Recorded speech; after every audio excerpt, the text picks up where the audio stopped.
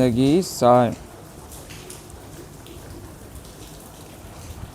पतंग का दृष्टांत सदगुरु कबीर साहब कहते हैं कि जो जीव जिसके हृदय में साहब के प्रति अनुराग है, उसका स्वभाव क्या है, उसका पहचान क्या है। सदगुरु कबीर साहब पतंग का दृष्टांत देकर हमें समझाते हैं कि किस प्रकार हमें सदगुरु से प्रेम करना चाहिए और सदगुरु से प्रेम करके लगन करके अपना उद्धार कर सकते हैं, जीवन मुक्त हो सकते हैं। सदगुरु का आप कहते हैं, और पतंग को जैसा भाव ऐसे अनुरागी और भाव।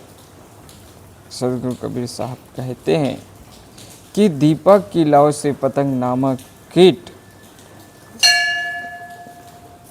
दीपक के लौ से पतंग नाम कीट बहुत प्रेम करते हैं। वो उसके प्रेम में लौ में जलकर मर जाता है और वो जानता है कि मर जाऊंगा, फिर भी वो प्रेमवश उस लौ में जाता है। तो उसी प्रकार अनुरागी अपने सद्गुरु के ज्ञान रूपी प्रकाश से प्रभावित होकर अपना सब कुछ सद्गुरु के चरणों में समर्पित करते रहे और सद्गुरु के उपदेश को हृदय में धारण करके अपना कल्याण करे। भक्ति के मार्ग में बहुत कठिनाई आती हैं और ये बात हमारे इतिहास में दर्ज है।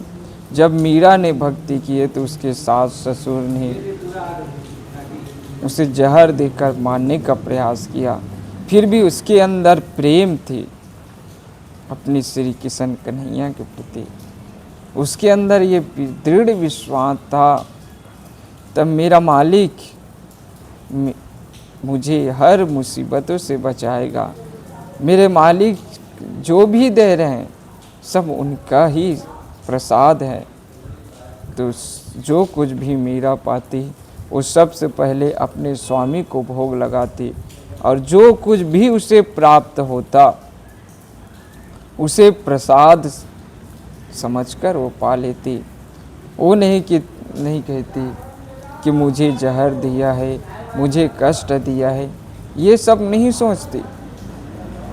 वो तो बस वाह क्या बात है, आज मेरे स्वामी ने मुझे ये दे रहा है, वो दे रहा है करके वो खुश होती। वो हम लोग सोचते हैं ये क्यों मिल रहा है, ये क्यों दुख मिल रहा है, वो दुख क्यों मिल रहा है, मैं ही क्यों काम कर रहा हूँ। और वो बढ़िया कुछ नहीं कर रहा है, वो दूध पी रहा है, घी पी रहा है। तो भाई उसे जो कुछ प्राप्त हो रहा है सुख, उसके पूर्व कर्म के अनुसार उसे इस जन्म में वो सुख प्राप्त हो रहा है।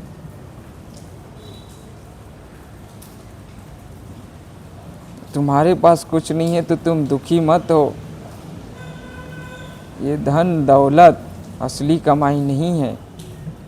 जीवन जीना है तो जियो, कमाओ, खाओ, लेकिन अगर आप भक्ति नहीं करेंगे तो आप असली धन को खो देंगे। सत्यनाम रूपी धन ही असली धन है, इसलिए आप सत्यनाम का कमाई करो। साहे बंदगी साहे।